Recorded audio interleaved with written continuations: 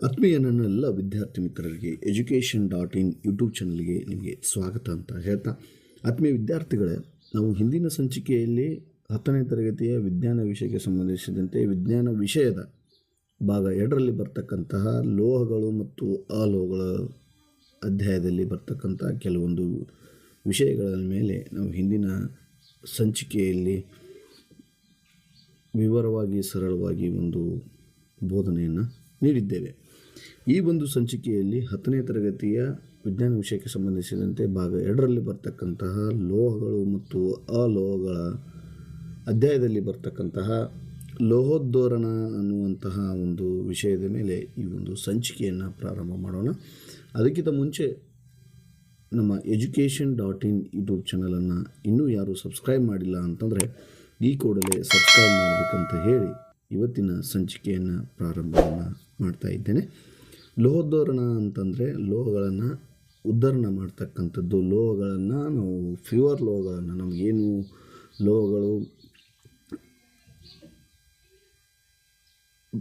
ಲೋಹಗಳಲ್ಲಿ ಬೇಡವಾದಂತಹ ಕಲ್ಮಶಗಳಿರ್ತವೆ ಮತ್ತು ಆಕ್ಸೈಡ್ ಮತ್ತು ಕಾರ್ಬೋನೇಟ್ಗಳ ಒಂದು ರೂಪದಲ್ಲಿ ನಮಗೇನು ಸಿಗುತ್ತಾವ ಅಂತಹ ಲೋಹಗಳನ್ನು ಉದ್ಧರಣ ಮಾಡಿ ಪ್ಯೂರ್ ಲೋಹಗಳನ್ನು ಪಡ್ತಕ್ಕಂಥ ಕ್ರಿಯೆಯನ್ನು ನಾವು ಏನಂತ ಕರಿತೀವಿ ಅಂತಂದರೆ, ಒಟ್ಟಾರೆಯಾಗಿ ನಾವು ಏನಂತ ಕರಿತೀವಿ ಅಂತಂದರೆ ಲೋಹೋದ್ಧೋರಣ ಅಂತ ಕರಿತೀವಿ. ಸೊ ಅದಕ್ಕಿಂತ ಮುಂಚೆ ನಾವು ಏನು ನೋಡೋದು ಅಂತಂದರೆ ಖನಿಜಗಳು ಅಂತಂದರೆ ನೋಡೋದಾದರೆ, ನಮಗೆ ಆತ್ಮೀಯ ವಿದ್ಯಾರ್ಥಿ ಮಿತ್ರರಲ್ಲಿ ನಮಗೆ ಭೂತೊಗಟೆಯಲ್ಲಿ ಸಿಗ್ತಕ್ಕಂತಹ ದೊರೆಯುವಂತಹ ಧಾತು ಮತ್ತು ಸಂಯುಕ್ತಗಳನ್ನು ನಾವು ಏನಂತ ಕರಿತೀವಿ ಅಂತಂದರೆ ಖನಿಜಗಳು ಅಂತ ಕರಿತೀವಿ. ಈ ಖನಿಜಗಳು ಏನು ಇರ್ತಾವೆ ಅಂತಂದರೆ ನಮ್ಮ ನೈಸರ್ಗಿಕವಾಗಿ ಭೂತೊಗಟೆಯಲ್ಲಿ ನಮಗೆ ಸಿಗ್ತಕ್ಕಂತಹ ಸಂಯುಕ್ತಗಳಾಗಿರ್ತಾವೆ ಅನ್ನುವಂಥದ್ದು. ಇನ್ನು ಅದಿರುಗಳು ಅಂತಂದರೆ ನಿರ್ದಿಷ್ಟ ಲೋಹವನ್ನು ಹೆಚ್ಚಿನ ಪ್ರಮಾಣದಲ್ಲಿ ಹೊಂದಿರುವಂತಹ ಮತ್ತು ಅದನ್ನು ಲಾಭದಾಯಕವಾಗಿ ತೆಗೆಯಬಹುದಾದಂತಹ ಖನಿಜಗಳನ್ನು ನಾವೇನಂತ ಕರಿತೀವಿ ಅಂತಂದರೆ ಅದಿರುಗಳು ಅಂತೇಳಿ ಕರಿತೀವಿ. ಇನ್ನು ಮಡ್ಡಿ ಅಂತಂದರೆ ನಮಗೆ ಸಿಗ್ತಕ್ಕಂತಹ ಅದಿರುಗಳಲ್ಲಿ ನಮಗೆ ಭೂತೊಗಟೆಯಲ್ಲಿ ಸಿಗ್ತಕ್ಕಂತಹ ಖನಿಜಗಳು ಅವು ಹೆಚ್ಚಿನ ಪ್ರಮಾಣದಲ್ಲಿ ಸಿಗ್ತಾ ಇದ್ದವು ಅಂತಂದರೆ ಅವುಗಳಲ್ಲಿ ಮಡ್ಡಿ ಮತ್ತು ಕಲ್ಮಶಗಳು ಇರ್ತವೆ. ಆ ಕಲ್ಮಶಗಳನ್ನು ನಾವು ಏನಂತ ಕರಿತೀವಿ ಅಂತಂದರೆ ಮಡ್ಡಿ ಅಂತ ಕರಿತೀವಿ. ಸಿಕ್ಕಿರ್ತಕ್ಕಂಥ ಅದಿರುಗಳಲ್ಲಿ ಬೇಡವಾದ ಕಲ್ಮಶಗಳಿರ್ತವೆ, ಅವುಗಳನ್ನು ನಾವು ಏನಂತ ಕರಿತೀವಿ ಅಂತಂದರೆ ಮಡ್ಡಿ ಅಂತ ಕರಿತೀವಿ. ಇನ್ನು ಲೋಹಗಳ ಪುಷ್ಟೀಕರಣ ಅಂತಂದರೆ ನಾವು ಒಂದನ್ನು ತಿಳ್ಕೊಳ್ಬೇಕು, ನಮಗೆ ಸಿಕ್ಕಿರ್ತಕ್ಕಂಥ ಅದಿರುಗಳಲ್ಲಿ ಬೇಡವಾದ ಕಲ್ಮಶಗಳು ಅದರಲ್ಲಿ ಅದಿರುಗಳ ಜೊತೆಗೆ ನಮಗೆ ಸಿಗ್ತಾವೆ.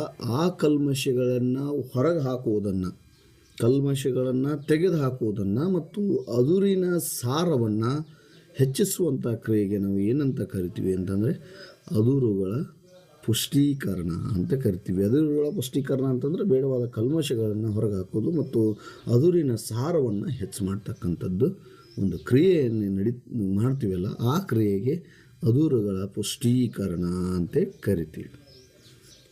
ಹೌದಾ? ಸೊ ಈಗ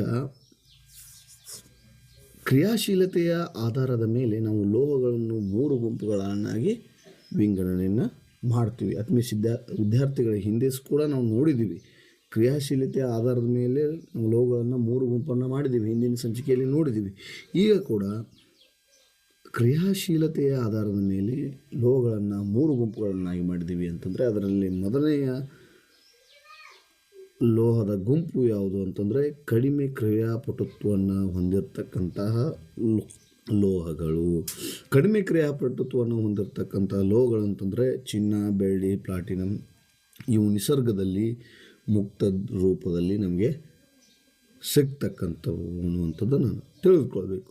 ಮತ್ತು ಇನ್ನು ಎರಡನೇದಾಗಿ ನೋಡೋದಾದರೆ ಮಧ್ಯಮ ಕ್ರಿಯಾಪಟುತ್ವವನ್ನು ಹೊಂದಿರತಕ್ಕಂತಹ ಲೋಹಗಳು ಅಂತೆ ಯಾವ್ಯಾವ ಅಂತಂದರೆ ಕಬ್ಬಿಣ ಆಗಿರ್ಬೋದು, ತಾಮ್ರ ಆಗಿರ್ಬೋದು. ಇವು ಭೂತೊಗಟೆಯಲ್ಲಿ ಹೆಂಗೆ ಸಿಗ್ತಾವೆ ಅಂತಂದರೆ ಆಕ್ಸೈಡ್ ರೂಪದಲ್ಲಿ ಸಿಗ್ತಾವ, ಇಲ್ಲ ಅಂತಂದರೆ ಸಲ್ಫೈಡ್ ರೂಪದಲ್ಲಿ ಸಿಗ್ತಾವ, ಅದು ಇಲ್ಲ ಅಂತಂದರೆ ಕಾರ್ಬೋನೇಟ್ ರೂಪದಲ್ಲಿ ಇವು ನಮಗೆ ಸಿಗ್ತಾವ ಅನ್ನುವಂಥದ್ದು. ಇವನನ್ನು ಏನು ಮಾಡ್ತೀವಿ ಅಂತಂದರೆ, ಇವು ಕಬ್ಬಿಣ ಆಗಿರ್ಬೋದು, ತಾಮ್ರ ಆಗಿರ್ಬೋದು, ಸತುವುಗಳಾಗಿರ್ಬೋದು, ಆಕ್ಸೈಡ್, ಸಲ್ಫೈಡ್, ಕಾರ್ಬೋನೇಟ್ ರೂಪದಲ್ಲಿ ನಮಗೆ ಸಿಗ್ತಾವೆ. ಅವುಗಳನ್ನು ಕಾರ್ಬನ್ನಿಂದ ಅಪಕರ್ಷಿಸೋದ್ರಿಂದ ನಾವು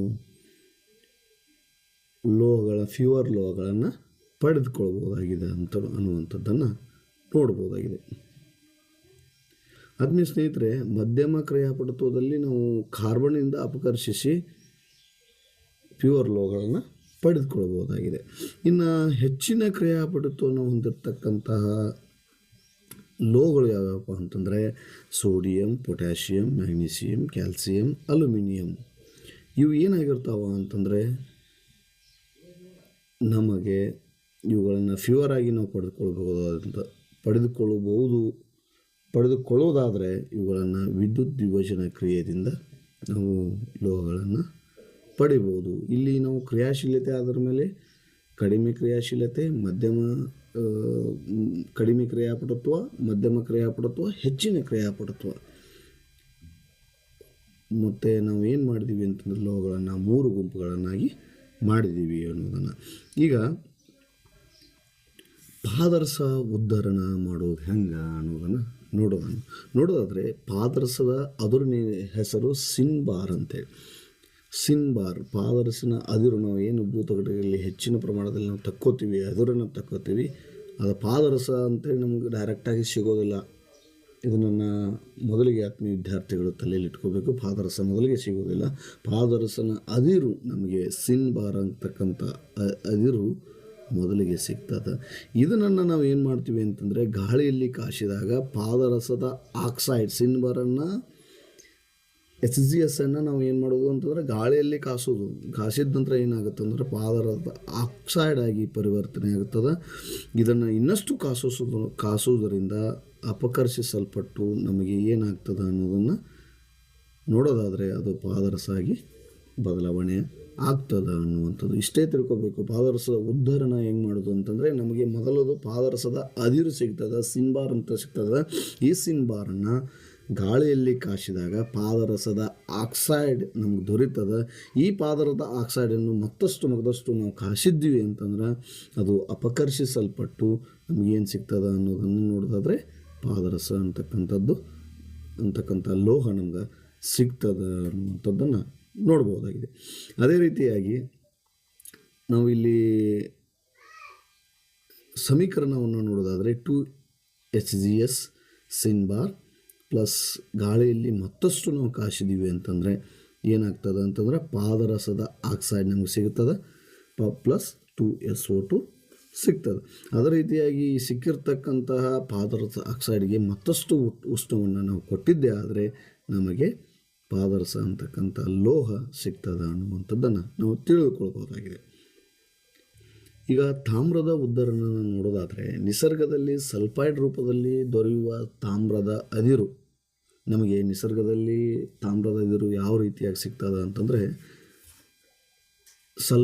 ತಾಮ್ರದ ಸಲ್ಫೈಡ್ ರೂಪದಲ್ಲಿ ನಮ್ಗೆ ಸಿಗ್ತದೆ. ಇದರಿಂದ ತಾಮ್ರವನ್ನು ನಾವು ಪಡೆದುಕೊಳ್ಬೇಕಾದ್ರೆ ಈ ತಾಮ್ರದ ಸಲ್ಫೈಡನ್ನು ಗಾಳಿಯಲ್ಲಿ ಕಾಸಬೇಕಾಗ್ತದೆ. ಕಾಸಿದಾಗ ದೊರೆಯುವ ತಾಮ್ರದ ಆಕ್ಸೈಡ್ ಮತ್ತು ಸಲ್ಫೈಡ್ ಪರಸ್ಪರ ವರ್ತನೆಯನ್ನು ಮಾಡಿದಾಗ ನಮಗೆ ತಾಮ್ರ ಸಿಗ್ತದೆ ಅನ್ನುವಂಥದ್ದು.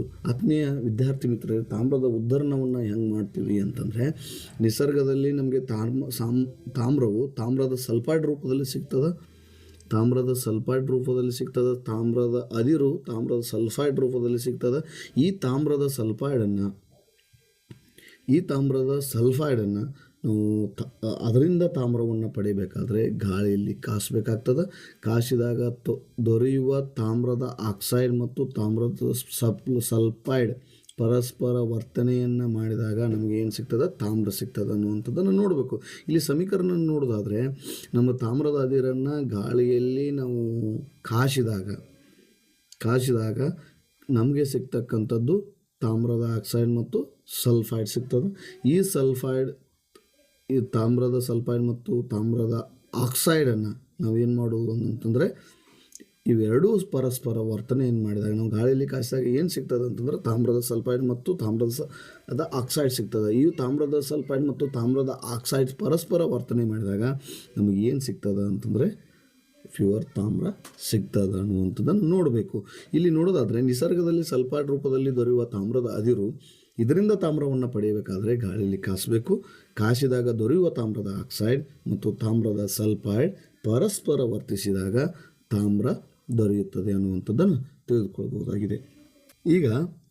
ಈಗ ಕ್ರಿಯಾಶೀಲತೆಯ ಸರಣಿಯಲ್ಲಿ ಮಧ್ಯದ ಲೋಹಗಳನ್ನು ಉದ್ಧರಿಸುವಂಥದ್ದು. ಕ್ರಿಯಾಶೀಲತೆಯ ಅತ್ಯಂತ ಕ್ರಿಯಾಶೀಲತೆ, ಮಧ್ಯಮ ಕ್ರಿಯಾಶೀಲತೆ, ಕಡಿಮೆ ಕ್ರಿಯಾಶೀಲತೆಯ ಸರಣಿಯನ್ನು ನಾವು ನೋಡಿದ್ದೀವಿ. ಅದರಲ್ಲಿ ಮಧ್ಯದಲ್ಲಿ ಇರ್ತಕ್ಕಂತಹ ಲೋಹಗಳನ್ನು ಉದ್ಧರಿಸುವುದು ಅನ್ನೋದನ್ನು ನೋಡೋದಾದರೆ, ಈ ಸರಣಿಯ ಲೋಹಗಳು ಮಧ್ಯದ ಕ್ರಿಯಾಶೀಲತೆ ಸರಣಿಯಲ್ಲಿ ಮಧ್ಯದಲ್ಲಿ ಇರ್ತಕ್ಕಂತಹ ಲೋಹದ ಅದಿರುಗಳು ಯಾವ ರೀತಿಯಾಗಿರ್ತಾವೆ ಅಂತಂದರೆ ನಮಗೆ ಸಲ್ಫೈಡ್ ಮತ್ತು ಕಾರ್ಬೋನೇಟ್ ರೂಪದಲ್ಲಿ ಇರ್ತಾವೆ.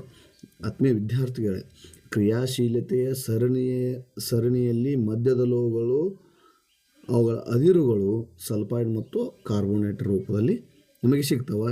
ಈ ಸಲ್ಫೈಡ್ ಮತ್ತು ಕಾರ್ಬೋನೇಟ್ ಅದುರುಗಳಿಂದ ಲೋಹಗಳನ್ನು ಉದ್ಧರಿಸುವುದಕ್ಕಿಂತ ಆಕ್ಸೈಡ್ಗಳಿಂದ ಉದ್ಧರಿಸುವುದು ಸುಲಭವಾಗಿರ್ತದೆ. ಇಷ್ಟೇ ತಿಳ್ಕೋಬೇಕು. ಸಲ್ಫೈಡ್ ಮತ್ತು ಕಾರ್ಬೋನೇಟ್ ಅದಿರುಗಳಿಂದ ಲೋಹಗಳನ್ನು ಉದ್ಧರಿಸುವುದಕ್ಕಿಂತ, ಡೈರೆಕ್ಟಾಗಿ ಸಲ್ಫೈಡ್ ಮತ್ತು ಕಾರ್ಬೋನೇಟ್ ಅದಿರುಗಳಿಂದ ಲೋಹಗಳನ್ನು ಉದ್ಧರಿಸುವುದಕ್ಕಿಂತ ಇವುಗಳಿಂದ ಆಕ್ಸೈಡ್ಗಳಿಂದ ಉದ್ಧರಿಸುವುದು ಸುಲಭ. ಆದ್ದರಿಂದ ಅಪಕರ್ಷಿಸುವ ಮೊದಲು ಏನು ಮಾಡೋದು ಅಂತಂದರೆ, ಲೋಹದ ಸಲ್ಫೈಡ್ ಮತ್ತು ಕಾರ್ಬೋನೇಟ್ಗಳನ್ನು ಲೋಹೀಯ ಆಕ್ಸೈಡ್ಗಳಾಗಿ ಪರಿವರ್ತನೆಯನ್ನು ಮಾಡಬೇಕು. ಸಲ್ಫೈಡ್ ಮತ್ತು ಕಾರ್ಬೋನೇಟ್ ಅದಿರುಗಳಿಂದ ಲೋಹಗಳನ್ನು ಉದ್ಧರಿಸುವುದಕ್ಕಿಂತ ಆಕ್ಸೈಡ್ಗಳಿಂದ ಉದ್ಧರಿಸುವುದು ಸುಲಭ. ಆದ್ದರಿಂದ ನಾವು ಏನು ಮಾಡೋದು ಅಂತಂದರೆ, ಲೋಹಗಳನ್ನು ಅಪಕರ್ಷಿಸುವ ಮೊದಲು ಲೋಹದ ಸಲ್ಫೈಡ್ ಮತ್ತು ಲೋಹದ ಕಾರ್ಬೋನೇಟ್ಗಳನ್ನು ಲೋಹೀಯ ಆಕ್ಸೈಡ್ಗಳಾಗಿ ಪರಿವರ್ತನೆಯನ್ನು ಮಾಡಬೇಕು. ಮೊದಲಿಗೆ ನಮಗೆ ಏನು ಸಿಗ್ತಾವೆ ಅಂತಂದರೆ, ಕ್ರಿಯಾಶೀಲತೆ ಸರಣಿಯಲ್ಲಿ ಮಧ್ಯದ ಲೋಹಗಳು, ಅವುಗಳ ಅದುರುಗಳ ಸಲ್ಫೈಡ್ ಮತ್ತು ಕಾರ್ಬೋನೇಟ್ ರೂಪದಲ್ಲಿ ಸಿಗ್ತವೆ. ಇವು ಸಲ್ಫೈಡ್ ಮತ್ತು ಕಾರ್ಬೋನೇಟ್ ಅದುರುಗಳಿಂದ ಲೋಹಗಳನ್ನು ಉದ್ಧರಿಸುವುದಕ್ಕಿಂತ ನಾವು ಆಕ್ಸೈಡ್ಗಳಿಂದ ಉದ್ಧರಿಸುವುದು ಸುಲಭ ವಿಧಾನ ಆಗಿರ್ತದೆ. ಆದ್ದರಿಂದ ಇವುಗಳನ್ನು ಅಪಕರ್ಷಿಸುವ ಮೊದಲು ಲೋಹದ ಸಲ್ಫೈಡ್ ಮತ್ತು ಲೋಹದ ಕಾರ್ಬೋನೇಟ್ಗಳನ್ನು ಲೋಹೀಯ ಆಕ್ಸೈಡ್ಗಳಾಗಿ ಪರಿವರ್ತನೆಯನ್ನು ಮಾಡಬೇಕು. ಈ ಲೋಹೀಯ ಆಕ್ಸೈಡ್ಗಳಾಗಿ ಪರಿವರ್ತನೆ ಹೆಂಗೆ ಮಾಡೋದು ಅನ್ನೋದಾದರೆ, ಆಕ್ಸೈಡ್ಗಳನ್ನು ಪರಿವರ್ತಿಸಲು ಹುರಿಯುವಿಕೆ ಮತ್ತು ಕಾಸುವಿಕೆ ವಿಧಾನಗಳನ್ನು ನಾವು ಬಳಕೆಯನ್ನು ಮಾಡ್ತೀವಿ. ಲೋಹೀಯ ಆಕ್ಸೈಡ್ಗಳಾಗಿ ಪರಿವರ್ತನೆ ಮಾಡಲು ಇವು ಸಲ್ಫೈಡ್ ಆಕ್ಸೈಡ್ಗಳನ್ನಾಗಿ ಪರಿವರ್ತನೆ ಮಾಡಲು ಲೋಹೀಯ ಆಕ್ಸೈಡ್ಗಳು ಇವು ಸಲ್ಫೈಡ್ ರೂಪದಲ್ಲಿ ಮತ್ತು ಕಾರ್ಬೋನೇಟ್ ರೂಪದಲ್ಲಿ ನಮಗೂ ಮಧ್ಯದ ಸರಣಿಯ ಲೋಹಗಳು ಆಕ್ಸೈಡ್ ಮತ್ತು ಸಲ್ಫೈಡ್ ಮತ್ತು ಕಾರ್ಬೋನೇಟ್ ರೂಪದಲ್ಲಿ ಇರ್ತಾವೆ. ಇವುಗಳನ್ನು ಆಕ್ಸೈಡ್ ಆಗಿ ಪರಿವರ್ತನೆ ಮಾಡಬೇಕು ಅಂತಂದರೆ ನಾವು ಹುರಿಯುವಿಕೆ ಮತ್ತು ಕಾಸುವಿಕೆ ಮುಖಾಂತರ ನಾವು ಇವುಗಳನ್ನು ಆಕ್ಸೈಡ್ಗಳಾಗಿ ಪರಿವರ್ತನೆಯನ್ನು ಮಾಡ್ಬೋದು. ಈಗ ಹುರಿಯುವಿಕೆ ಅಂತಂದರೆ ಒಂದನ್ನು ತಿಳ್ಕೊಳ್ಬೇಕು. ಹುರಿಯುವಿಕೆ ಮತ್ತು ಕಾಸುವಿಕೆ ಅಂತಂದ್ರೆ ಆಕ್ಸೈಡ್ಗಳನ್ನಾಗಿ ಲೋಹದ ಸಲ್ಫೈಡ್ ಮತ್ತು ಕಾರ್ಬೋನೇಟ್ಗಳನ್ನು ಆಕ್ಸೈಡಾಗಿ ಪರಿವರ್ತನೆ ಮಾಡಬೇಕಾದ್ರೆ ನಾವು ಒಂದು ಹುರಿಯುವಿಕೆಯ ಮುಖಾಂತರ ನಾವು ಆಕ್ಸೈಡ್ಗಳಾಗಿ ಪರಿವರ್ತನೆಯನ್ನು ಮಾಡ್ತೀವಿ, ಒಂದು ಕಾಸುವಿಕೆ ಮುಖಾಂತರ ನಾವು ಆಕ್ಸೈಡ್ಗಳನ್ನಾಗಿ ಪರಿವರ್ತನೆ ಮಾಡ್ತೀವಿ. ಈಗ ಮೊದಲಿಗೆ ಹುರಿಯುವಿಕೆ ಅಂತಂದ್ರೆ ಸಲ್ಫೈಡ್ ಅದರನ್ನು ಆಕ್ಸೈಡಾಗಿ ಪರಿವರ್ತಿಸಲು ಅಧಿಕ ಪ್ರಮಾಣದ ಗಾಳಿಯಲ್ಲಿ ಹೆಚ್ಚಿನ ಉಷ್ಣತೆಯಲ್ಲಿ ಕಾಸುವ ವಿಧಾನವನ್ನು ಹುರಿಯುವಿಕೆ ಅಂತ ಕರಿತೀವಿ. ಇಲ್ಲಿಷ್ಟೇ ತಿಳ್ಕೋಬೇಕು. ಸಲ್ಫೈಡ್ ಅದರನ್ನು ಆಕ್ಸೈಡಾಗಿ ಪರಿವರ್ತನೆ ಮಾಡಲು ಅಧಿಕ ಪ್ರಮಾಣದ ಗಾಳಿಯಲ್ಲಿ ಹೆಚ್ಚಿನ ಉಷ್ಣತೆಯಲ್ಲಿ ಕಾಸುವ ವಿಧಾನವನ್ನು ನಾವು ಹುರಿಯುವಿಕೆ ಅಂತ ಕರಿತೀವಿ. ಆದರೆ ಕಾಸುವಿಕೆ ಅಂತಂದ್ರೆ ಕಾರ್ಬೋನೇಟ್ ಅದರನ್ನು ಇಲ್ಲಿ ಏನು ಮಾಡಿದ್ದೀವಿ ಅಂತ ಹುರಿಯುವಿಕೆ ಅಂತಂದರೆ ಸಲ್ಫೈಡ್ ಅದರನ್ನು ಆಕ್ಸೈಡಾಗಿ ಪರಿವರ್ತಿಸಲು ಅಧಿಕ ಪ್ರಮಾಣದ ಗಾಳಿಯಲ್ಲಿ ಹೆಚ್ಚಿನ ಉಷ್ಣತೆಯಲ್ಲಿ ನಾವು ಕಾಸುವ ವಿಧಾನವನ್ನು ಕಾಸುವಿಕೆ ಅಂತಂದರೆ ಕಾರ್ಬೋನೇಟ್ ಅದರನ್ನು ಆಕ್ಸೈಡಾಗಿ ಪರಿವರ್ತಿಸಲು ಕಡಿಮೆ ಗಾಳಿಯಲ್ಲಿ ಹೆಚ್ಚಿನ ಉಷ್ಣತೆಯಲ್ಲಿ ಕಾಸುವ ವಿಧಾನವನ್ನು ನಾವು ಕಾಸುವಿಕೆ ಅಂತ ಕರಿತೀವಿ. ಸಲ್ಫೈಡನ್ನು ಆಕ್ಸೈಡ್ ಎದುರಾಗಿ ಪರಿವರ್ತಿಸಲು ಅಧಿಕ ಪ್ರಮಾಣದ ಗಾಳಿಯಲ್ಲಿ ಹೆಚ್ಚಿನ ಉಷ್ಣತೆಯಲ್ಲಿ ಕಾಸ್ತೀವಿ. ಆದರೆ ಕಾರ್ಬೋನೇಟ್ ಅದರನ್ನು ಆಕ್ಸೈಡಾಗಿ ಪರಿವರ್ತಿಸಲು ಕಡಿಮೆ ಗಾಳಿಯಲ್ಲಿ ಹೆಚ್ಚಿನ ಉಷ್ಣತೆಯಿಂದ ನಾವು ಕಾರ್ಬೋನೇಟನ್ನು ಆಕ್ಸೈಡಾಗಿ ಪರಿವರ್ತನೆಯನ್ನು ಮಾಡ್ತೀವಿ. ಇದರ ಸಂಬಂಧಪಟ್ಟಂತೆ ಸಮೀಕರಣವನ್ನು ನೋಡೋದಾದರೆ ಹುರಿಯುವಿಕೆಗೆ 2 ZnS ಸತುವಿನ ಸಲ್ಫೈಡ್ ಪ್ಲಸ್ 3O2 ಇದನ್ನು ಅಧಿಕ ಪ್ರಮಾಣದಲ್ಲಿ ಗಾಳಿಯಲ್ಲಿ ಕಾಯಿಸಿದಾಗ ಅಂತಂದರೆ ನಮಗೆ ಸತುವಿನ ಆಕ್ಸೈಡ್ ಮತ್ತು ಸಿಗ್ತದೆ ಅನ್ನುವಂಥದ್ದು, ಸಿಗ್ತದೆ ಅನ್ನುವಂಥದ್ದು. ಅದೇ ರೀತಿಯಾಗಿ ಕಾಸುವಿಕೆ, ಕಾರ್ಬೋನೇಟ್ ಅದರನ್ನು ಆಕ್ಸೈಡಾಗಿ ಪರಿವರ್ತನೆ ಕಡಿಮೆ ಗಾಳಿಯಲ್ಲಿ ಹೆಚ್ಚಿನ ಉಷ್ಣತೆಯಲ್ಲಿ ನಾವು ಕಾಸುವ ವಿಧಾನವನ್ನು ನಾವು ಕಾಸುವಿಕೆ ಅಂತಂದರೆ ಸತುವಿನ ಕಾರ್ಬೋನೇಟನ್ನು ಕಾಸುವಿಕೆ ZnCO3 = ZnO + CO2 ಇದು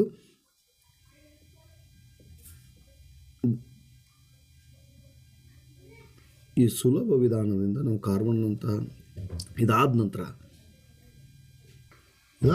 ನಾವು ಕಾಸುವಿಕೆ ಮತ್ತು ಹುರಿಯುವಿಕೆ ಮುಖಾಂತರ ಲೋಹದ ಆಕ್ಸೈಡ್ಗಳನ್ನು ಮತ್ತು ಲೋಹದ ಕಾರ್ಬೋನೇಟ್ಗಳನ್ನು ಲೋಹದ ಸಲ್ಫೈಡ್ಗಳನ್ನು ಮತ್ತು ಲೋಹದ ಕಾರ್ಬೋನೇಟ್ಗಳನ್ನು ಲೋಹದ ಆಕ್ಸೈಡಾಗಿ ನಾವು ಹುರಿಯುವಿಕೆ ಮತ್ತು ಕಾಸುವಿಕೆ ಮುಖಾಂತರ ಆಕ್ಸೈಡ್ಗಳಾಗಿ ಪರಿವರ್ತನೆ ಮಾಡಿದ್ದೀವಿ. ಹೌದಾ? ಸಲ್ಫೈಡ್ ಮತ್ತು ಕಾರ್ಬೋನೇಟ್ಗಳನ್ನು ಲೋಹದ ಆಕ್ಸೈಡ್ಗಳಾಗಿ ಪರಿವರ್ತನೆಯನ್ನು ಮಾಡಿದ್ದೀವಿ. ಈ ಪರಿವರ್ತನೆ ಆದಂತಹ ಲೋಹದ ಆಕ್ಸೈಡನ್ನು ಕಾರ್ಬನ್ನಂತಹ ಸೂಕ್ತ ಅಪಕರ್ಷಣಕಾರಿಯನ್ನು ಬಳಸಿ ಲೋಹದ ಆಕ್ಸೈಡ್ಗಳನ್ನು ಆಯಾ ಲೋಹಗಳನ್ನಾಗಿ ಪರಿವರ್ತನೆಯನ್ನು ಮಾಡ್ಬೋದು. ನಮಗೆ ಸಿಕ್ಕಿರ್ತಕ್ಕಂಥದ್ದು ಈಗ ಉದಾಹರಣೆಗೆ ನೋಡೋದಾದರೆ ಕಾರ್ಬನ್ನಂಥ ಸೂಕ್ತ ಅಪಕರ್ಷಣಕಾರಿಯನ್ನು ಬಳಸಿ ಲೋಹದ ಆಕ್ಸೈಡ್ಗಳನ್ನು ನಮ್ಮ ಕಾಸುವಿಕೆ ಮತ್ತು ಹುರಿಯುವಿಕೆ ಮುಖಾಂತರ ಏನು ಲೋಹದ ಆಕ್ಸೈಡ್ಗಳು ಬಂದಿತ್ತು, ಆಯಾ ಲೋಹದ ಆಕ್ಸೈಡ್ಗಳು ಬಂದಿತ್ತು, ಆ ಲೋಹದ ಆಕ್ಸೈಡ್ಗಳನ್ನು ಸೂಕ್ತ ಕಾರ್ಬನ್ನಂತಹ ಅಪಕರ್ಷಣಕಾರಿಯಿಂದ ನಾವು ಅಪಕರ್ಷಿಸಿದ್ದೇ ಆದರೆ ಆಯಾ ಲೋಹಗಳನ್ನು ಪಡೆಯಬಹುದಾಗಿದೆ ಅನ್ನುವಂಥದ್ದನ್ನು ತಿಳಿದುಕೊಳ್ಬೇಕು. ಕಾಸುವಿಕೆ ಮತ್ತು ಹುರಿಯುವಿಕೆ ಮುಖಾಂತರ ಲೋಹದ ಆಕ್ಸೈಡ್ಗಳಿಗೆ ಪರಿವರ್ತನೆ, ಈ ಲೋಹದ ಆಕ್ಸೈಡ್ಗಳನ್ನು ಕಾರ್ಬನ್ನಂಥ ಅಪಕರ್ಷಣಕಾರಿಯಾದಂತಹ ಅಪಕರ್ಷಣೆ ಮಾಡಿದರೆ ನಮಗೆ ಆಯಾ ಲೋಹಗಳು ಸಿಗ್ತಾವೆ ಅಂತಕ್ಕಂಥದ್ದು. ಸಮೀಕರಣವನ್ನು ನೋಡೋದಾದರೆ ನಮಗೆ ಸತುವಿನ ಆಕ್ಸೈಡ್ ಸಿಕ್ಕದ, ಈ ಸತುವಿನ ಆಕ್ಸೈಡ್ ಜೊತೆ ಕಾರ್ಬನ್ನಿಂದ ಅಪಕರ್ಷಿಸಿ ಅದನ್ನು ಪ್ಯೂರ್ ಲೋಹವನ್ನು ಪಡೆದುಕೊಳ್ಬೋದು ಅನ್ನುವಂಥದ್ದನ್ನು ನೋಡ್ಬೋದಾಗಿದೆ ಈ ಸಮೀಕರಣದಲ್ಲಿ. ZnO + C = Zn + CO ಅನ್ನುವಂಥದ್ದು. ಈಗ ಮುಂದಿನದಾಗಿ ನೋಡೋದಾದರೆ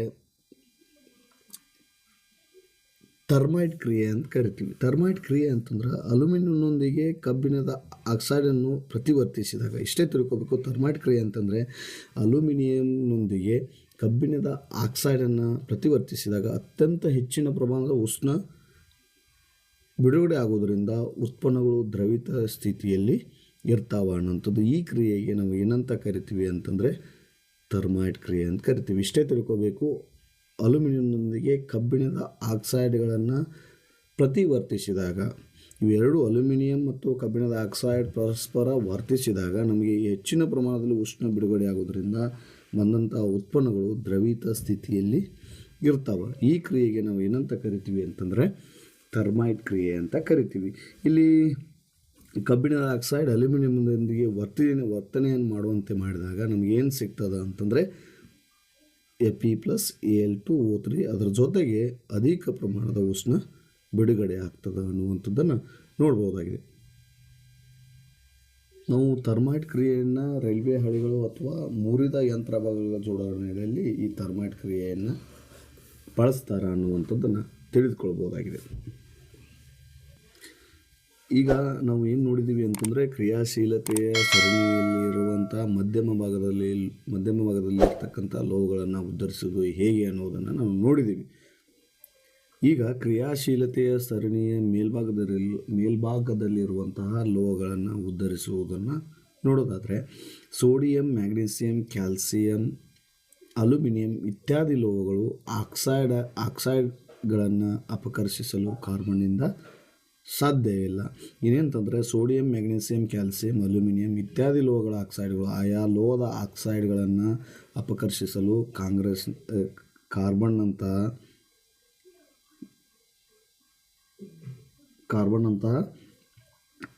ಲೋಹಗಳಿಂದ ಸಾಧ್ಯವಿಲ್ಲ. ಅದಕ್ಕಾಗಿ ನಾವು ಏನು ಮಾಡ್ತೀವಿ ಅಂತಂದರೆ ಈ ಲೋಹಗಳು ಕಾರ್ಬನ್ಗಿಂತ ಆಕ್ಸಿಜನ್ ಕಡೆಗೆ ಹೆಚ್ಚು ಆಕರ್ಷಣೆಯನ್ನು ಹೊಂದಿರ್ತವೆ. ಈ ಲೋಹಗಳನ್ನು ಏನು ಮಾಡೋದು ಅಂತಂದರೆ ವಿದ್ಯುತ್ ದ್ವಿಭಜನೆ ಕ್ರಿಯೆಯಿಂದ ನಾವು ಲೋಹಗಳನ್ನಾಗಿ ಪರಿವರ್ತನೆ ಮಾಡಬಹುದು. ಆತ್ಮೀಯ ವಿದ್ಯಾರ್ಥಿ ಮಿತ್ರ, ತಿಳ್ಕೊಳ್ಬೇಕಾಗಿರತಕ್ಕಂಥದ್ದು ಕ್ರಿಯಾಶೀಲತೆ ಸರಣಿಯ ಮೇಲ್ಭಾಗದಲ್ಲಿರ್ತಕ್ಕಂಥ ಲೋಹಗಳನ್ನು ಉದ್ಧರಿಸುವುದು ಹೇಗಪ್ಪ ಅಂತಂದರೆ, ವಿದ್ಯುತ್ ವಿಭಜನೆ ಕ್ರಿಯೆಯಿಂದ ನಾವು ಲೋಹಗಳನ್ನು, ಆಯಾ ಲೋಹದ ಆಕ್ಸೈಡ್ಗಳನ್ನು ಪ್ಯೂರ್ ಲೋಹಗಳಾಗಿ ನಾವು ಪರಿವರ್ತನೆಯನ್ನು ಮಾಡ್ಬೋದು. ಅದರಿಂದ ವಿದ್ಯುತ್ ವಿಭಜನೆ ಕ್ರಿಯೆಯಿಂದ ನಾವು ಲೋಹಗಳನ್ನು ಪಡೆದುಕೊಳ್ಳಬಹುದಾಗಿದೆ. ಲೋಹಗಳ ಶುದ್ಧೀಕರಣ ಅಂತಂದರೆ, ಅಪಕರ್ಷಣ ಕ್ರಿಯೆಗಳಿಂದ ಪಡೆದ ಲೋಹಗಳು ಸಾಕಷ್ಟು ಶುದ್ಧವಾಗಿರುವುದಿಲ್ಲ. ಯಾವುದಾದ್ರೂ ಕಾರ್ಬನ್ ಅಂತಹ ಮತ್ತು ಆಕ್ಸಿಜನ್ ಅಂತಹ ಲೋಹಗಳೊಂದಿಗೆ ಅಪಕರ್ಷಿಸಿ ಪ್ಯೂರ್ ಲೋಹಗಳನ್ನು ಪಡೆದುಕೊಳ್ಬೋದು ಅನ್ನೋದಾದರೆ, ಅದು ಸಾಕಷ್ಟು ಶುದ್ಧ ಲೋಹಗಳನ್ನು ನಮ್ಗೆ ಕೊಡೋದಿಲ್ಲ. ಅದಕ್ಕಾಗಿ ಅವುಗಳಲ್ಲಿ ಏನಾಗಿರ್ತಾವೆ ಅಂತಂದ್ರೆ ಕಲ್ಮಶಗಳಿರ್ತಾವೆ. ಆ ಕಲ್ಮಶಗಳನ್ನು ಹೊರಗೆ ಹಾಕಬೇಕಾಗ್ತದೆ. ಮತ್ತು ಅಶುದ್ಧ ಲೋಹಗಳನ್ನು ಸಂಸ್ಕರಿಸಲು ವ್ಯಾಪಕವಾಗಿ ಬಳಸುವ ವಿಧಾನ ಅಂತಂದರೆ ವಿದ್ಯುತ್ ವಿಭಜನೆ ವಿಧಾನ ಮುಖಾಂತರ ನಾವು ಲೋಹಗಳನ್ನು ಶುದ್ಧೀಕರಣ ಮಾಡಬಹುದಾಗಿದೆ ಅನ್ನುವಂಥದ್ದು. ಅಪಕರ್ಷಣ ಕ್ರಿಯೆಗಳಿಂದ ಲೋಹಗಳು ಸಾಕಷ್ಟು ಶುದ್ಧವಾಗಿರುವುದಿಲ್ಲ. ಅವು ಕಲ್ಮಶಗಳನ್ನು ಹೊಂದಿದ್ದು ಶುದ್ಧ ಲೋಹ ಪಡೆಯಲು ಕಲ್ಮಶಗಳನ್ನು ಹೊರಗೆ ಹಾಕಬೇಕಾಗ್ತದೆ. ಅಶುದ್ಧ ಲೋಹಗಳನ್ನು ಸಂಸ್ಕರಿಸಲು ವ್ಯಾಪಕವಾಗಿ ಬಳಸುವ ವಿಧಾನವೆಂದರೆ ವಿದ್ಯುತ್ ವಿಭಜನೆ ಶುದ್ಧೀಕರಣ ವಿಧಾನದ ಮುಖಾಂತರ ನಾವು ಲೋಹಗಳನ್ನಾಗಿ ಪರಿವರ್ತನೆಯನ್ನು ಮಾಡ್ಬೋದು.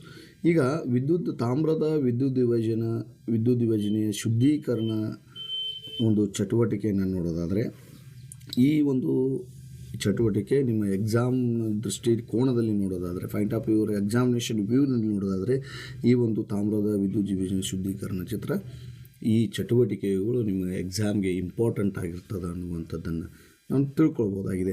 ಇಲ್ಲಿ ಏನು ಮಾಡಿರ್ತಾರೆ ಅಂತಂದರೆ, ಒಂದು ಬೀಕರ್ನಲ್ಲಿ ಆಮ್ಲೀಕರಿಸಿದ ತಾಮ್ರದ ಸಲ್ಫೇಟ್ ದ್ರಾವಣವನ್ನು ಯೂಸ್ ಮಾಡಿರ್ತಾರೆ. ಆ್ಯನೋಡನ್ನು ಮತ್ತು ಕ್ಯಾಥೋಡನ್ನು ಯೂಸ್ ಮಾಡಿರ್ತಾರೆ. ಇದಕ್ಕೆ ಒಂದು ವಿದ್ಯುತ್ನ ಕನೆಕ್ಷನ್ನಾಗಿ ನಾವು ಕನೆಕ್ಷನನ್ನು ಮಾಡಿರ್ತೀವಿ ಅನ್ನುವಂಥದ್ದು. ಈಗ ಯಾವ ರೀತಿಯನ್ನು ನೋಡೋದಾದರೆ,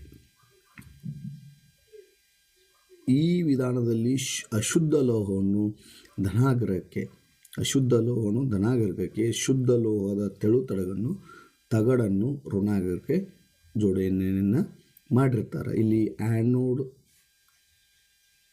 ಆ್ಯನೋಡ್ ಧನಾಗ್ರಹ ಆದರೆ ಕ್ಯಾಥೋಡ್ ಋಣಾಗ್ರಹ ಆಗಿರ್ತದೆ. ಈ ವಿಧಾನದಲ್ಲಿ ಶುದ್ಧ ಲೋಹವನ್ನು ಧನಾಗ್ರಹಕ್ಕೆ ಮತ್ತು ಅಶುದ್ಧ ಲೋಹವನ್ನು ಧನಾಗ್ರಹಕ್ಕೆ ಮತ್ತು ಶುದ್ಧ ಲೋಹದ ತಗಡನ್ನು ಋಣಾಗ್ರಹಕ್ಕೆ ಜೋಡಣೆಯನ್ನು ಮಾಡಿರ್ತಾರೆ. ಮತ್ತು ಲೋಹೀಯ ಲವಣದ ದ್ರಾವಣವನ್ನು ನಾವು ಏನು ನೋಡಿದ್ವಿ, ಆಮ್ಲೀಕರಿಸಿದ ತಾಮ್ರದ ಸಲ್ಫೇಟ್ ದ್ರಾವಣವನ್ನು ಇಲ್ಲಿ ವಿದ್ಯುತ್ ವಿಭಜನೆಯಾಗಿ ಬಳಕೆಯನ್ನು ಮಾಡ್ತೀವಿ. ವಿದ್ಯುತ್ ವಿಭಜದ ಮೂಲಕ ವಿದ್ಯುತ್ತನ್ನು ಹಾಯಿಸಿದಾಗ ನಾವು ಆ್ಯನೋಡ್ ಮತ್ತು ಕ್ಯಾಥೋಡ್ ಮುಖಾಂತರ ಒಂದು ಮಂಡಲವನ್ನು ರಚಿಸಿ ಆ ಮಂಡಲಿಗೆ ನಾವು ವಿದ್ಯುತ್ತನ್ನು ಹರಿಸಿದಾಗ ಧನಾಗ್ರಹದ ಅಶುದ್ಧ ಲೋಹ ನಾವು ಏನು ಮಾಡಿರ್ತೀವಿ ಅಂತಂದ್ರೆ, ಧನಾಗ್ರಹಕ್ಕೆ ಅಶುದ್ಧ ಲೋಹದ ತಗಡನ್ನು ನಾವು ಜೋಡಣೆ ಮಾಡಿರ್ತೀವಿ. ಶುದ್ಧ ಲೋಹದ ತಗಡನ್ನು ನಾವು ಋಣಾಗ್ರಹಕ್ಕೆ ಜೋಡಣೆ ಮಾಡಿರ್ತೀವಿ. ಯಾವಾಗ ವಿದ್ಯುತ್ತನ್ನು ನಾವು ಹರಿಸ್ತೀವಿ ಈ ಮಂಡಲ ಒಳಗೆ, ವಿದ್ಯುತ್ ವಿಭಜದ ಮೂಲಕ ವಿದ್ಯುತ್ತನ್ನು ಹಾಯಿಸಿದಾಗ ಧನಾಗ್ರಹದ ಅಶುದ್ಧ ಲೋಹವು ವಿದ್ಯುತ್ ವಿಭಜನೆಯ ದ್ರಾವಣದಲ್ಲಿ ಕರಗ್ತದೆ. ಅಷ್ಟೇ ಪ್ರಮಾಣದ ಶುದ್ಧ ಲೋಹವು ವಿದ್ಯುತ್ ವಿಭಜನೆಯ ದ್ರಾವಣದಿಂದ ಋಣಾಗ್ರಹ ಮೇಲೆ ಸಂಗ್ರಹವಾಗ್ತದೆ ಅನ್ನುವಂಥದ್ದು. ಯಾವಾಗ ನಾವು ವಿದ್ಯುತ್ ಮಂಡಲದಲ್ಲಿ ವಿದ್ಯುತ್ತನ್ನು ಹಾಯಿಸಿದಾಗ ಧನಾಗ್ರಹದ ಅಶುದ್ಧ ಲೋಹವು ವಿದ್ಯುತ್ ವಿಭಜನೆಯ ದ್ರಾವಣದಲ್ಲಿ ಕರಗಿದ ಅಷ್ಟೇ ಪ್ರಮಾಣದ ಶುದ್ಧ ಲೋಹ ಏನಾಗ್ತದೆ ಅಂತಂದರೆ ವಿದ್ಯುತ್ ವಿಭಜನೆಯ ದ್ರಾವಣದಿಂದ ಋಣಾಗ್ರಹದ ಮೇಲೆ ಸಂಗ್ರಹಗೊಳ್ತದೆ. ಮತ್ತು ಉಳಿದಂಥ ಪೂರ್ಣ ಪ್ರಮಾಣದಲ್ಲಿ ನೀವು ಅಂಕಗಳನ್ನು ಪಡೆದುಕೊಳ್ಳಬಹುದು. ಇಷ್ಟೇ ತಿಳ್ಕೊಂಡಿದ್ದಾದರೆ ಕ್ಯಾಥೋಡ್ ಮತ್ತು ಆ್ಯನೋಡ್. ಕ್ಯಾಥೋಡ್ಗೆ ನಾವು ಋಣಾಗ್ರಹಕ್ಕೆ ಶುದ್ಧ ಲೋಹದ ತಗಡುಗಳನ್ನು, ಕ್ಯಾಥೋಡ್ಗೆ ನಾವು ಶುದ್ಧ ಲೋಹದ ತಗಡನ್ನು ಕ್ಯಾಥೋಡ್ಗೆ ನಾವು ಜೋಡಿಸಿದರೆ, ಆ್ಯನೋಡ್ಗೆ ನಾವು ಅಶುದ್ಧ ಲೋಹನ ಜೋಡಿಸಿರ್ತೀವಿ. ಲೋಹೀಯ ದ್ರಾವಣವನ್ನು ವಿದ್ಯುತ್ ವಿಭಜನೆಯಾಗಿ ನಾವು ಬಳಕೆಯನ್ನು ಮಾಡ್ತೀವಿ. ಈ ಒಂದು ಮಂಡಲಕ್ಕೆ ನಾವು ವಿದ್ಯುತ್ತನ್ನು ಹಾಯಿಸಿದಾಗ ಧನಾಗ್ರಹದ ಅಶುದ್ಧ ಲೋಹವು ವಿದ್ಯುತ್ ವಿಭಜನೆಗೊಳ್ತದೆ ಮತ್ತು ಧನಾಗ್ರಹದ ಅಶುದ್ಧ ಲೋಹವು ವಿದ್ಯುತ್ ವಿಭಜನೆಯ ದ್ರಾವಣದಲ್ಲಿ ಕರಗ್ತದೆ. ಅಷ್ಟೇ ಪ್ರಮಾಣದ ಶುದ್ಧ ಲೋಹ ಏನಾಗ್ತದೆ ಅಂತಂದರೆ ವಿದ್ಯುತ್ ವಿಭಜನೆಯ ದ್ರಾವಣದ ಋಣಾಗ್ರಹ ಮೇಲೆ ಸಂಗ್ರಹ ಆಗ್ತದೆ. ಉಳ್ತಕ್ಕಂಥ ಕಲ್ಮಶಗಳು ದ್ರಾವಣಕ್ಕೆ ಸೇರಿಕೊಂಡ್ರೆ ಕರಗದೇ ಇರತಕ್ಕಂಥ ಕಲ್ಮಶಗಳು ಏನಾಗ್ತಾವೆ ಅಂತಂದರೆ ಧನಾಗ್ರಹದ ಕೆಳಭಾಗದಲ್ಲಿ ಸಂಗ್ರಹಗೊಳ್ತದೆ. ಇದಕ್ಕೆ ನಾವು ಏನಂತ ಕರಿತೀವಿ ಅಂತಂದರೆ ಧನಾಗ್ರಹ ಮಡ್ಡಿ ಅಂತ ಕರಿತೀವಿ. ಇದನ್ನು ಎಕ್ಸ್ಪ್ಲೈನ್ ಮಾಡಿದರೆ ನೀವು ಪೂರ್ಣ ಪ್ರಮಾಣದ ಅಂಕಗಳನ್ನು ಪಡೆದುಕೊಳ್ಳೋಕ್ಕೆ ಸಹಾಯಕವಾಗ್ತದೆ ಅನ್ನುವಂಥದ್ದನ್ನು ತಿಳಿಸ್ತಾ, ಇನ್ನು ನಶಿಸುವಿಕೆಯನ್ನು ನೋಡೋದಾದರೆ, ನಶಿಸುವಿಕೆ ಅಂತಂದರೆ ನಶಿಸುವಿಕೆಗೆ ಉದಾಹರಣೆಗಳನ್ನು ನೋಡೋದಾದರೆ, ಬೆಳ್ಳಿಯ ಪಾತ್ರೆಗಳನ್ನು ಗಾಳಿಗೆ ತೆರೆದಿಟ್ಟಾಗ ಸ್ವಲ್ಪ ಕಾಲದ ನಂತರ ಅವು ಕಪ್ಪಾಗ್ತಾವೆ ಅನ್ನುವಂಥದ್ದು ನಾವು ಗಮನಕ್ಕೆ ಬಂದಿರ್ತಾವೆ. ಕಾರಣ ಅಂತಂದರೆ ಬೆಳ್ಳಿಯು ಗಾಳಿಯಲ್ಲಿರುವಂತಹ ಸಲ್ಫರ್ ಜೊತೆಗೆ ವರ್ತಿಸಿ ಬೆಳ್ಳಿಯ ಸಲ್ಫೈಡ್ ಪದರವನ್ನು ಆ ಬೆಳ್ಳಿಯ ಪಾತ್ರೆ ಮೇಲೆ ಉಂಟು ಮಾಡ್ತಾವೆ ಅನ್ನತಕ್ಕಂಥದ್ದು. ಇನ್ನು ತಾಮ್ರವನ್ನು ಗಾಳಿಯಲ್ಲಿ ತೇವಭರಿತ ಇಂಗಾಲದ ಡೈಆಕ್ಸೈಡ್ ಜೊತೆಗೆ ಪ್ರತಿವರ್ತನೆಯನ್ನು ಮಾಡಿದಾಗ ಆ ಒಂದು ತಾಮ್ರದ ಮೇಲೆ ತಾಮ್ರವು ಹಸಿರು ಪದರವನ್ನು ಪಡೆದುಕೊಳ್ತದೆ. ಈ ಹಸಿರು ವಸ್ತುವೇ ತಾಮ್ರದ ಕಾರ್ಬೋನೇಟ್ ಆಗಿ ಇರ್ತದೆ. ಕಬ್ಬಿಣದ ತೇವಭರಿತ ಗಾಳಿಗೆ ದೀರ್ಘಕಾಲವಾಗಿ ನಾವು ತೆರೆದಿಟ್ಟಾಗ ಮೇಲೆ ಕಂದು ಬಣ್ಣದ ಚುಕ್ಕೆ ಅಂತ ಪದರ ಉಂಟಾಗ್ತದೆ. ಇದಕ್ಕೆ ನಾವು ತುಕ್ ಅಂತ ಕರಿತೀವಿ. ಇವು ಕಾಮನ್ ಆಗಿ ನಮ್ಮ ನಿತ್ಯ ಜೀವನದಲ್ಲಿ ನೋಡ್ತಕ್ಕಂಥ ಉದಾಹರಣೆಗಳಾಗಿವೆ. ನಶಿಸುವಿಕೆಗೆ ಬೆಳ್ಳಿ ಪಾತ್ರೆಗೆ ಹಂಗೆ ಗಾಳಿಯಲ್ಲಿ ತೆರೆದಿಟ್ಟಿವಿ ಅಂದರೆ ಸ್ವಲ್ಪ ದಿನ ಮಟ್ಟಿಗೆ ಅದರ ಬೆಳ್ಳಿ ಪಾತ್ರೆ ಕಪ್ಪಾಗ್ತದೆ. ಆ ಕಪ್ ಆಗೋದನ್ನು ಏನಪ್ಪ ಅಂತಂದರೆ ಗಾಳಿಯಲ್ಲಿ ಇರ್ತಕ್ಕಂಥ ಸಲ್ಫರ್ ಜೊತೆಗೆ ವರ್ತನೆ ಮಾಡಿ ಬೆಳ್ಳಿಯ ಸಲ್ಫೈಡ್ ಪದರ ಆ ಒಂದು ಬೆಳ್ಳಿಯ ಮೇಲೆ ಪದರನ್ನು ಉಂಟು ಮಾಡ್ತದೆ ಅಂತಕ್ಕಂಥದ್ದು.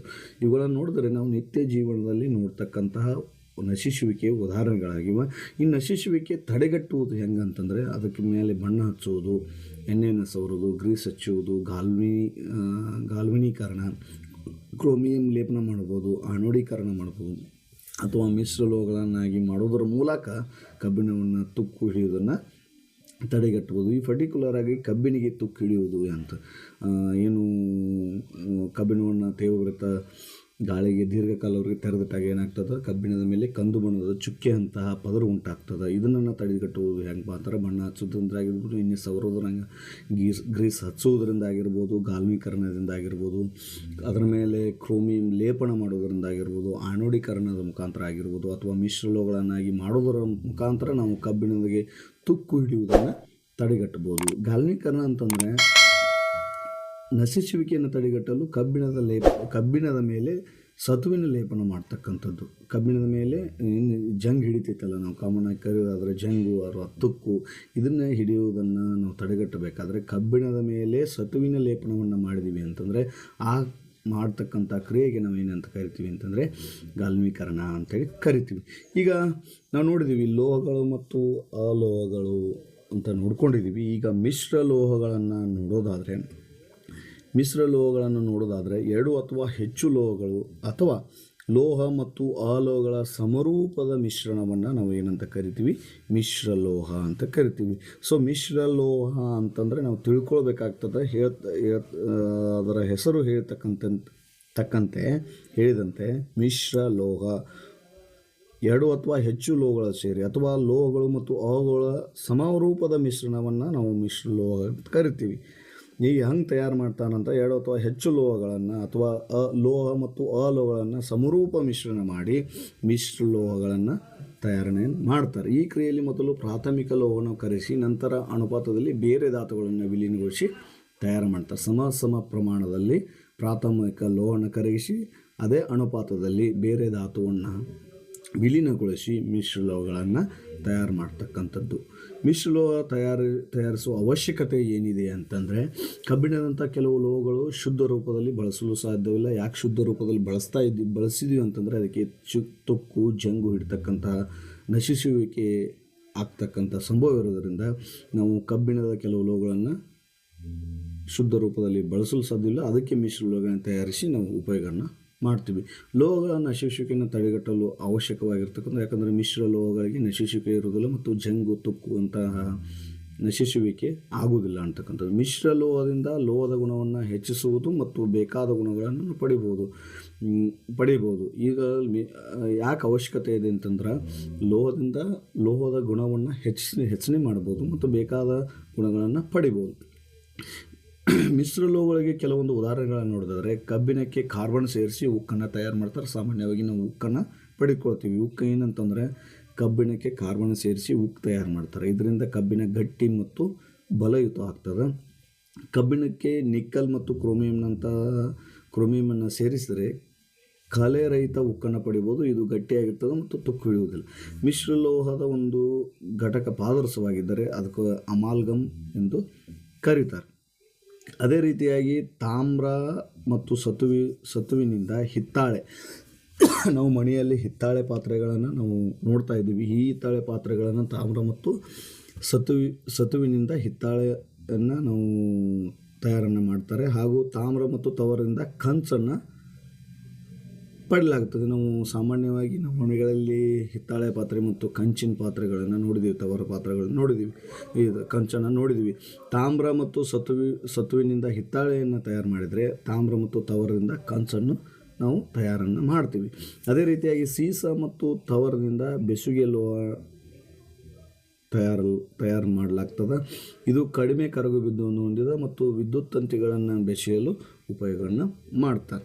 ಇಷ್ಟು ಇವತ್ತಿನ ಸಂಚಿಕೆಯಲ್ಲಿ ನಾವು ಸರಳವಾಗಿ ವಿಸ್ತೃತವಾಗಿ ನೋಡಿದ್ದೇವೆ. ಸಂಚಿಕೆಯಲ್ಲಿ ನಾವು ಲೋಹೋದ್ಧರಣ, ನಶಿಸುವಿಕೆ, ಥರ್ಮೈಟ್ ಕ್ರಿಯೆ ಮತ್ತು ಮಿಶ್ರ ಲೋಹಗಳ ಬಗ್ಗೆ ನಾವು ತಿಳಿದುಕೊಂಡಿವಿ. ಅದೇ ರೀತಿಯಾಗಿ ಮಿಶ್ರ ಲೋಹಗಳ ಬಗ್ಗೆ ಉದಾಹರಣೆಗಳನ್ನು ತಿಳಿದುಕೊಂಡಿವಿ. ಮಿಶ್ರ ಲೋಹದ ಒಂದು ತಯಾರು ಮಾಡಲು ನಮಗೆ ಅವಶ್ಯಕತೆ ಏನಿದೆ ಅನ್ನೋದನ್ನು ಕೂಡ ಈ ಒಂದು ಸಂಚಿಕೆಯಲ್ಲಿ ನಾವು ನೋಡಿದ್ದೀವಿ. ಆತ್ಮೀಯ ವಿದ್ಯಾರ್ಥಿ ಮಿತ್ರರೇ, ನಮ್ಮ education.in ಯೂಟ್ಯೂಬ್ ಚಾನಲ್ ಬಗ್ಗೆ ನಿಮಗೆ ತಿಳಿಸ್ಬೇಕಂತಂದರೆ, ಪ್ರೌಢಶಾಲಾ ಹಂತದಲ್ಲಿರ್ತಕ್ಕಂಥ ವಿಜ್ಞಾನ ವಿಷಯವನ್ನು ಅತಿ ಸರಳವಾಗಿ ಸರಳೀಕೃತವಾಗಿ ಬೋಧನಾ ವಿಧಾನ ಮುಖಾಂತರ ನಾವು ವಿವಿಧ ಸಂಚಿಕೆಯಲ್ಲಿ ಬೋಧನೆಯನ್ನು ಮಾಡ್ತಾಯಿದ್ದೀವಿ. ಮುಂಬರ್ತಕ್ಕಂಥ ದಿನಗಳಲ್ಲಿ ಹೆಚ್ಚಿನ ವಿಷಯಗಳನ್ನು ಸರಳವಾಗಿ ಬೋಧನೆ ಮಾಡ್ತಕ್ಕಂತಹ ಒಂದು ದೃಷ್ಟಿಯನ್ನು ನಾವು ಇಟ್ಕೊಂಡಿದ್ದೀವಿ. ಅದೇ ರೀತಿಯಾಗಿ ಪ್ರಾರಂಭದಲ್ಲಿ ನಾವು ಏನು ಮಾಡಿದ್ದೀವಿ ಅಂತಂದರೆ, ವಿಜ್ಞಾನ ವಿಷಯಕ್ಕೆ ಸಂಬಂಧಪಟ್ಟಂತೆ ಮಾತ್ರ ಸಂಚಿಕೆಗಳನ್ನು ನಾವು ನಿಮಗೆ ಸರಳವಾಗಿ ಬೋಧನಾ ವಿಧಾನದ ಮುಖಾಂತರ ನಿಮಗೆ ನೀಡ್ತಾ ಇದ್ದೀವಿ. ಮುಂದಿನ ಹಂತಗಳಲ್ಲಿ ಎಲ್ಲ ವಿಷಯಗಳನ್ನು ಕೂಡ ನಾವು ದೃಷ್ಟಿಯಲ್ಲಿ ಇಟ್ಕೊಂಡು ಮಾಡ್ತೀವಿ. ಅದೇ ರೀತಿಯಾಗಿ ಆತ್ಮೀಯ ವಿದ್ಯಾರ್ಥಿ ಮಿತ್ರರು ಮತ್ತಷ್ಟು ನೀವು ತಮ್ಮ ಸ್ನೇಹಿತರಿಗೆ ಈ ವಿಡಿಯೋಗಳನ್ನು ಹಂಚುವುದರ ಮುಖಾಂತರ ನಮ್ಮನ್ನು ಪ್ರೋತ್ಸಾಹಿಸಬೇಕು ಮತ್ತು ನಮ್ಮ education.in ಯೂಟ್ಯೂಬ್ ಚಾನಲನ್ನು ಸಬ್ಸ್ಕ್ರೈಬ್ ಮಾಡಬೇಕು, ಲೈಕ್ ಮಾಡಬೇಕು, ಶೇರ್ ಮಾಡಬೇಕು, ಕಮೆಂಟ್ ಮಾಡಬೇಕು ಅಂತ ಹೇಳ್ತಾ ಇವತ್ತಿನ ಸಂಚಿಕೆಯನ್ನು ಮುಗಿಸ್ತಾ ಇದ್ದೀನಿ. ಎಲ್ಲರಿಗೂ ನಮಸ್ಕಾರ.